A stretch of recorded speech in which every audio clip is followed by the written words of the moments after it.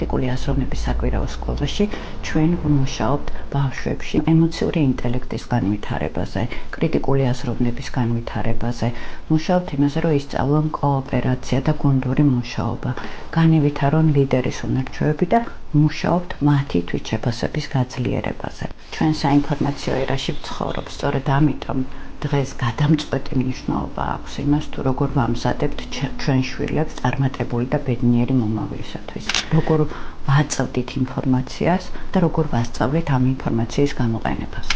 დღესდღეობით უკვე მხოლოდ ინფორმაციის ქონა საკმარისი არ არის. მნიშვნელოვანია ბავშვებს ვასწავლოთ იმ ინფორმაციის გამოყენება, რომელიც მათ აქვთ.